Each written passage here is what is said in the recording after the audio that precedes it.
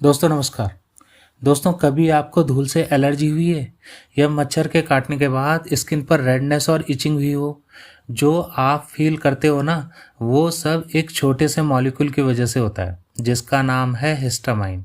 ये हिस्टामाइन असल में टिश्यू एमीन है, यानी एक ऐसा केमिकल जो हमारी बॉडी के ऑलमोस्ट हर टिश्यू में मिलता है।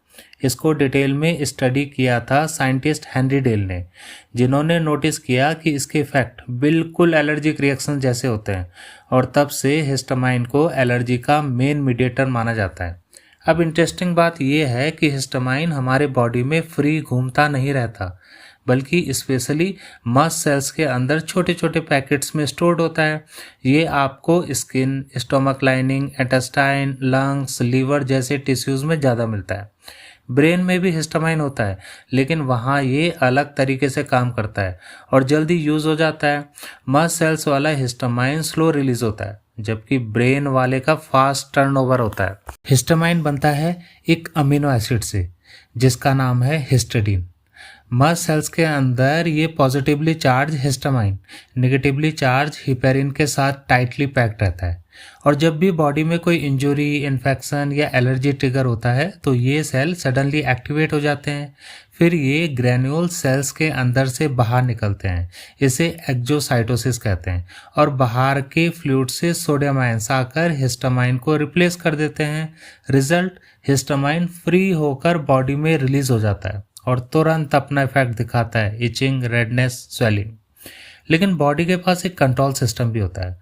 अगर सेल के अंदर साइक्लिक एएमपी नाम का सिग्नल मॉलिक्यूल बढ़ जाए तो हिस्टामाइन का रिलीज रुक जाता है।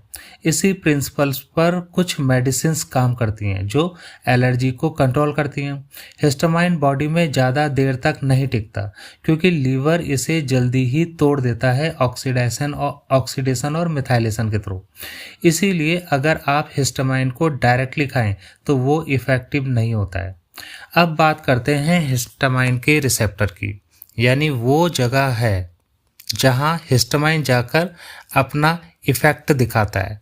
टोटल 4 टाइप्स के रिसेप्टर्स होते हैं, H1, H2, H3, H4।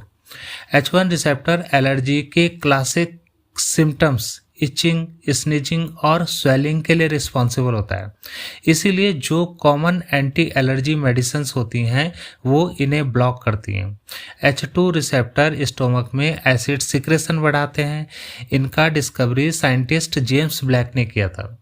H3 receptor brain में होते हैं और हिस्टामाइन के रिलीज को कंट्रोल करते हैं, जबकि सबसे नया H4 रिसेप्टर इम्यून सेल्स पर होते हैं और इन्फ्लामेशन और एलर्जी में रोल प्ले करते हैं। फ्यूचर में इस पर न्यू ड्रग डेवलप हो सकती है। तो दोस्तों, हिस्टामाइन एक छोटा सा मॉलिक्यूल जरूर है, लेकिन इसका इम्पैक्ट बहुत बड़ा है।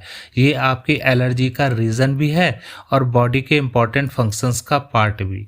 अगली बार जब भी आपको इचिंग या स्नीजिंग हो, याद रखना ये हिस्टामाइन का गेम चल रहा है। Thank you so much.